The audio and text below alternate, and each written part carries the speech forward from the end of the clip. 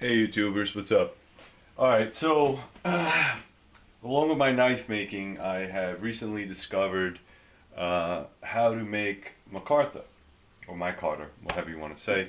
Um, it's really not all that hard. Basically, all it is a bunch of resin fiberglass. Alright, so this is what you're usually looking at on the online stores. It looks nothing more than plastic. They're either sandwich computer boards or colored resins or colored plastic. Alright, so I looked at a couple videos and I'm going to attempt to make Micarta. Alright, you can make it pretty much out of any medium. They do sell the fiberglass 3M, so you could use this and then bulk it up if you like. But you could also use different colors. One of the things that I saw online is you could pretty much use any medium. You could use paper, you could use cardboard, you can use clothing. I've seen a lot of guys that use denim jeans. And what they do is you just basically layering it and then just putting the resin out there and putting it on every single layer and then building it up and then setting it up overnight. Alright, so what do you need? Obviously you need the resin. Okay, this is 3M fiberglass resin. There's a hardener that comes with it. Okay, the tubes are in here. What does it say? I don't know, it's in every language but English. Alright, the tubes are in here for hardener. You're going to need some type of mixing base. Okay, I could use this base, or I'm going to use solo cups just because they're easier and I could throw them out. They also sell them like this. Okay, it says cream hardener, okay, in case you run out. And all you do is you take those two things and you mix them together in a cup for about 2 minutes, 2 or 3 minutes, and then you start applying it to the material. Also, if you want to take it off your hands and fingers and everything else, get some acetone. Okay, acetone's going to take all that stuff out of everything. Rubber gloves, definitely need rubber gloves. This stuff gets everywhere. Get yourself a good respirator, not the cheapy ones, the real ones. Fiberglass resin in its liquid form from the fumes and then from its dust form after you sand it is toxic to humans. Okay, this is very important. Make sure you get a good one. You can use a paintbrush, you can use foam applicators, you can use your hands. It doesn't matter, just to apply the stuff. But you're gonna need some of that. You're gonna need some wax paper. Okay, this is nothing more than deli wax paper. Now, a lot of people I've seen use the roll instead of this. Okay, but to me, this gives me about a good 12-inch surface to work with, and then I could easily fold it over. And since I have it readily available, this is what I'm gonna use. Okay, it's wax paper or baking paper, whatever you want to call it. You're gonna need some boards. All right, roughly about the same size, because what you're going to do is you're going to build your layers here, and then you're going to put this on top, and then you're going to need your clamps. Your clamps are going to cinch this down and compress everything nice and tight. I made a couple of those just because I'm going to make a couple at a time with different mediums. Speaking of mediums, what I'm going to attempt to do is, this is construction paper. It's all bright Astro paper, okay? Different colors, okay? So I could layer the colors. I could have just orange or yellow or green or whatever, and I could work with it that way. You could also use canvas, all right? This is nothing more than a roll of canvas. I was using this stuff for my ghillie suit. I happen to have extra. I'm going to use this stuff. Bags are good, the sandbags, all that stuff is good. You can use regular denim material, you could use camouflage material if you have it. Pretty much any type of medium you want to use, as long as you soak it in the plastic, it's going to work out really well. Alright, so all I do is I just cut it in strips. I'm cutting them a little thicker. Some people like 2-inch, 3-inch, 1.5 inch, depending on what you like. Again, like I said, the medium is all about the binding together. The plastic is actually the handle material, and it's really going to be up to your desire as to what you want. I mean, what colors. A lot of guys like to throw different colors in the mix. If you see those handles that have like a different color, purple, rose pattern type of stuff, what they do is they don't use the same color. What they do is they use different colors and layer it, sort of like pancakes but with different colors. So instead of putting all one color like this, they would just flip-flop it back and forth, and then when you sand it, that's when the colors come out. Also, I've seen the glow-in-the-dark handles. All you do is when you make the resin, there's powder that you can purchase online.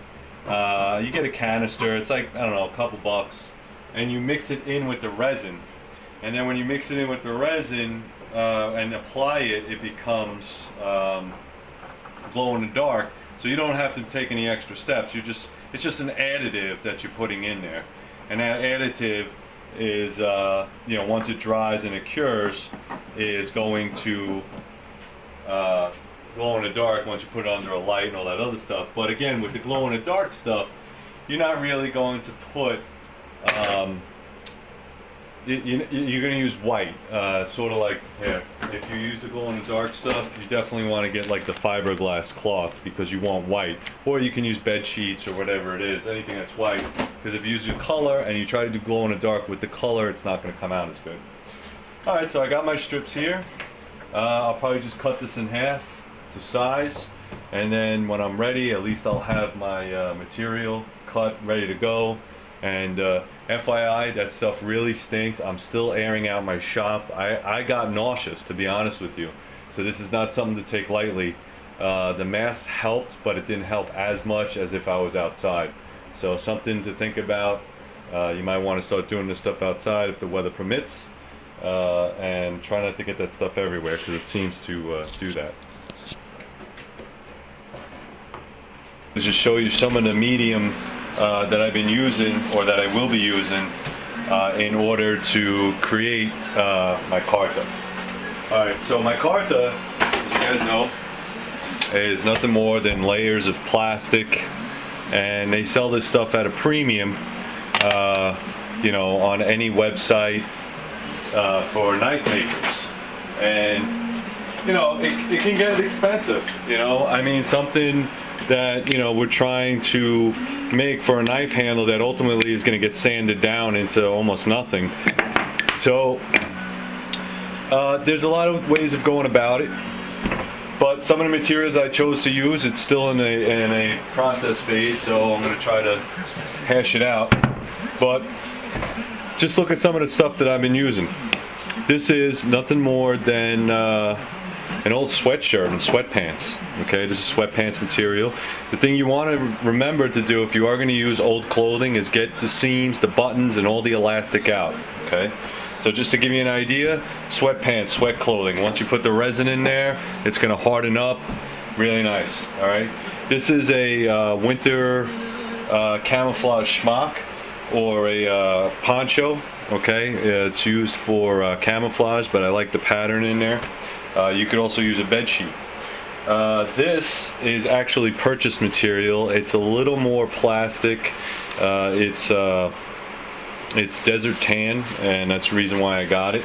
It came in a sheet. Same thing with this. You can purchase them in sheets. This is forest green. You don't have to purchase it, is what I'm saying. But it was available, so I bought it. This, most of you guys will recognize if you were ever in the military. You'll probably be familiar with this pattern right here. See all the buttons? I don't know if you guys in the military can tell me what that is, but basically it's an old shelter half.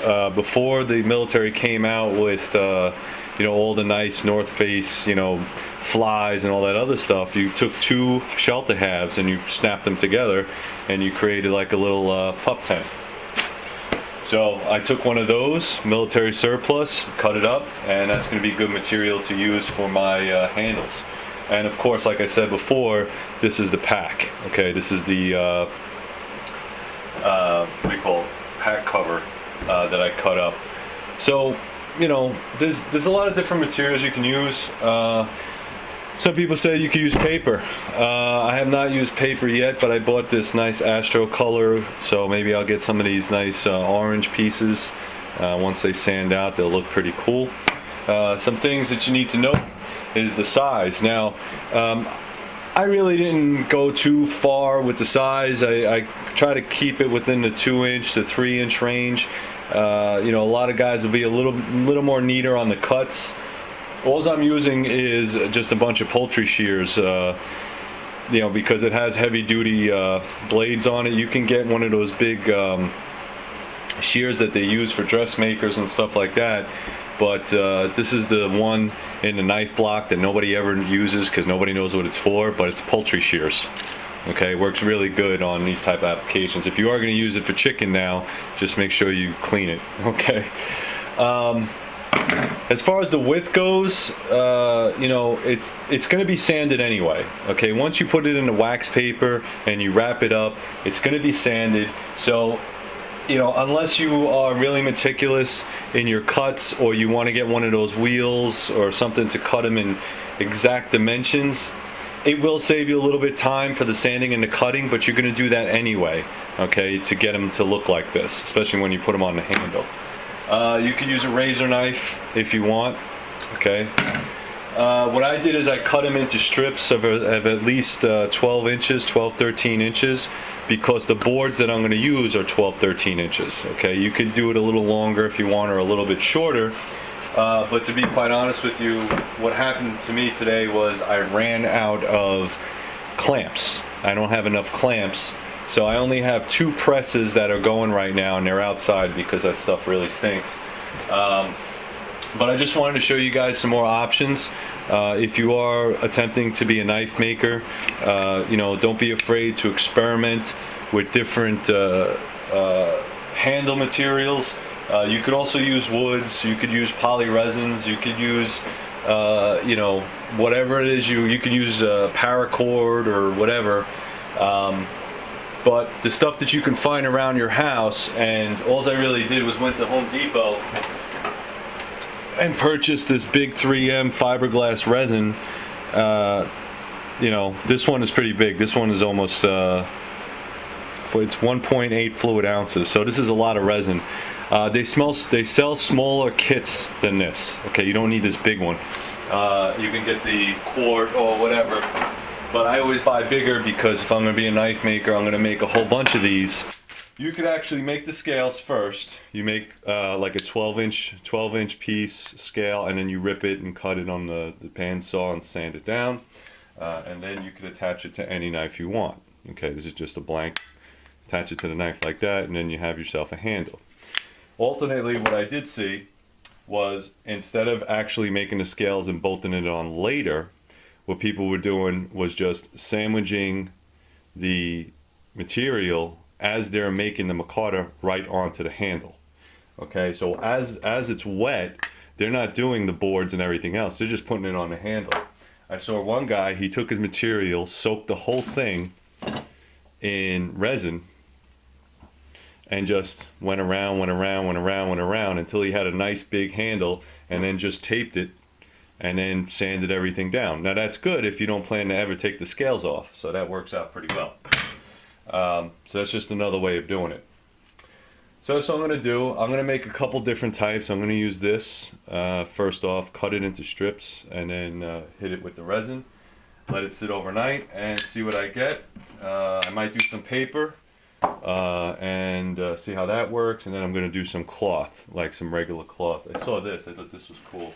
This is an old shirt. This is an old shirt, so I'm going to cut this up into strips and see if I could use this. This is not more than some cotton, you know, flannel shirt. I thought the flannel pattern. What I did notice is everything is consistent to the colors.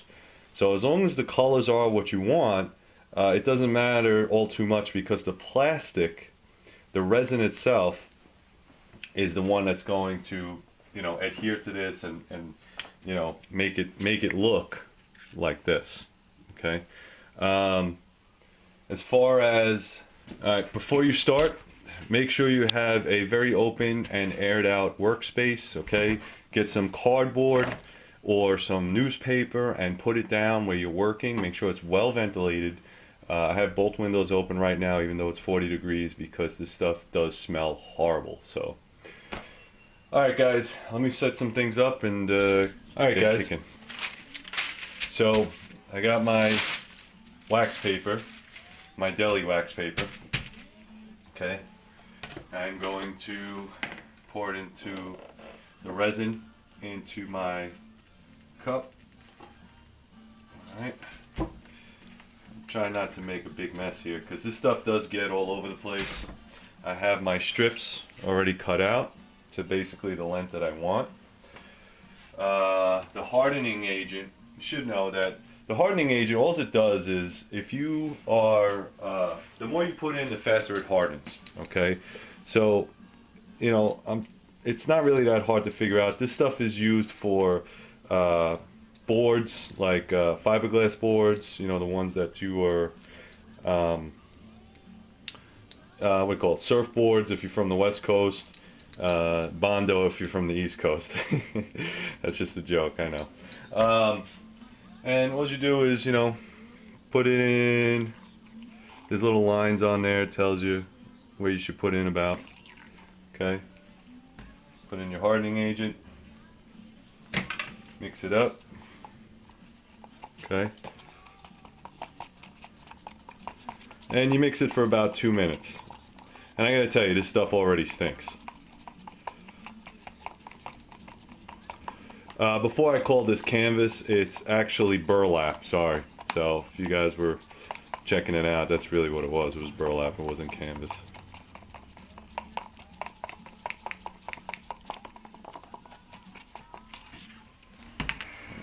Alright, so if I sound a little funny, it's because I got my mask on. This stuff stinks something awful.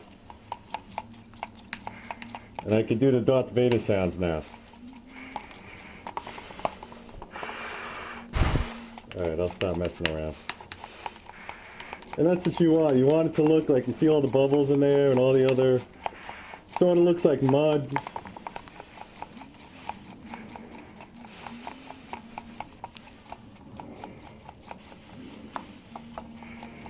Get a good mix in there.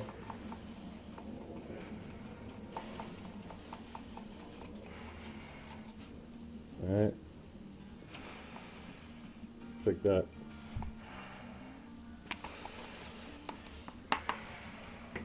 Alright. Get your brush. This is where the mess comes in.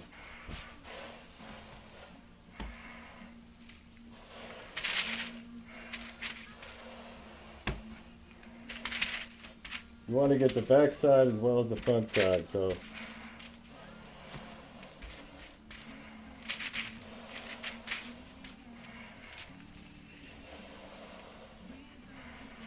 make sure you get it all in there. Gotta be very, very liberal.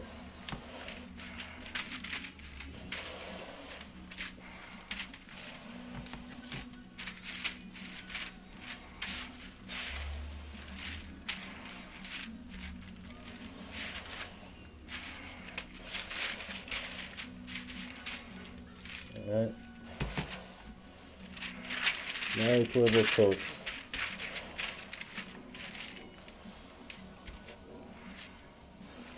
Take another piece, put it right on top, flatten it out, and keep doing it.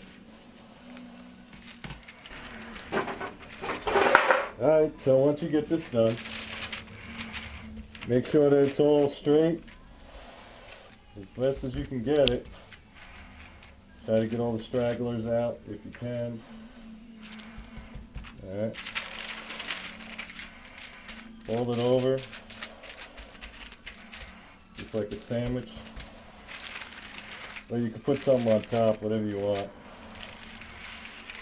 I like to fold it, make it nice and tight.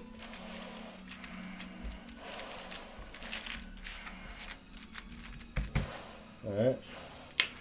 Put a piece of wood on top. I'm going to change my gloves because they're just sticky all over the place.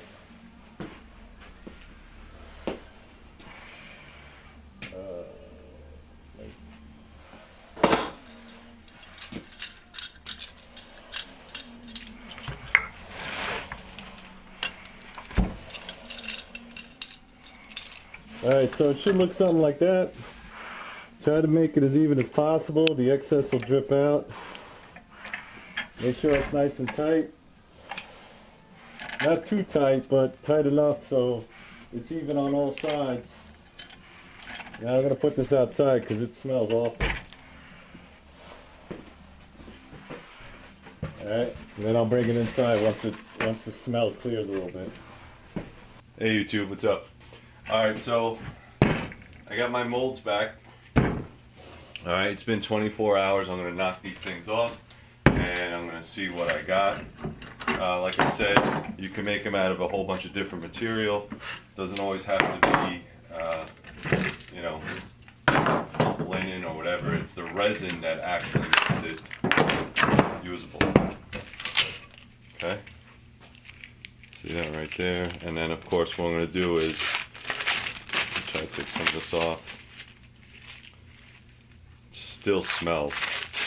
So lesson learned, you know, definitely do this outside. Let me just cut some of this stuff up on the bandsaw and see where we're at. Alright guys, so a couple things. This is basically what it comes out like. I don't know if you can see that. This is burlap bags. Okay, so this is all burlap. And this I had in strips, so it makes it a little bit easier. Some things of note, when you do wrap it in the foil or the wax paper, what's going to happen is you're going to have this pooling on the side of resin. And you're probably going to want to take that off. I took that off. So you're going to have this resin. I took that off, okay, and then you can see it on this side. Now basically you just run it through the bandsaw and take all that pooling of plastic off.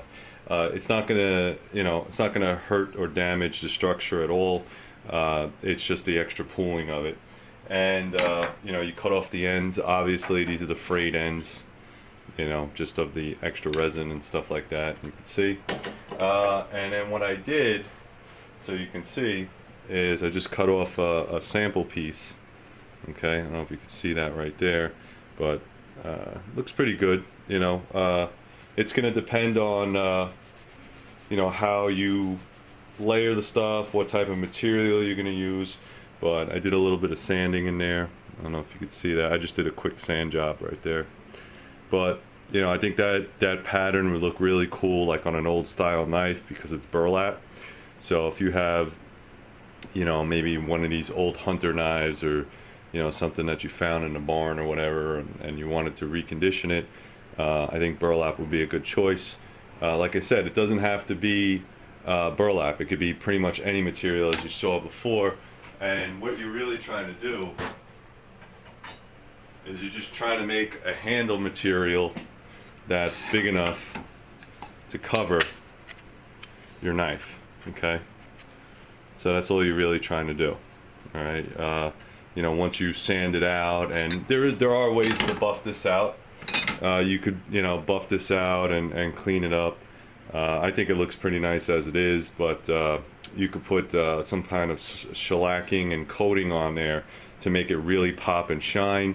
You could also, I think, sand it or buff it out with like a wheel buffer or something like that. And there's a lot of cool ways to work with Micarta. And you know, I didn't buy this, I made it. I mean, I did buy the resin, and it does take 24 hours to set up. But if you think ahead of the time and you know, use the materials around your house, it doesn't cost that much. It's actually a lot cheaper to make it because you can make an abundance of it. You can make it, you know, at your own time, so you don't have to worry about shipping or whatever else. And as long as you have a lot of this stuff in stock, you're pretty much good to go with handles. It's resin, so it's plastic, which means it'll never, you know, rot. If it gets wet, it's fine. You know, it's pretty much plastic, so it'll do anything for you, as opposed to like wood or something else. But not bad for a cheap alternate. You know, if you're really looking at getting into knife making, I think this is a good way to go. It's stacked up real nice right there. So, all right, guys, I hope this video helped. You know, put your guys into perspective of, you know, if you are going to be a knife maker, you are going to have to deal with handle materials, and it doesn't take a lot to make something that's going to look really beautiful on your knife. As long as you have the time. But again, I would suggest if you are going to do this, definitely do it outside, because it still smells in my shop and it's been 24 hours.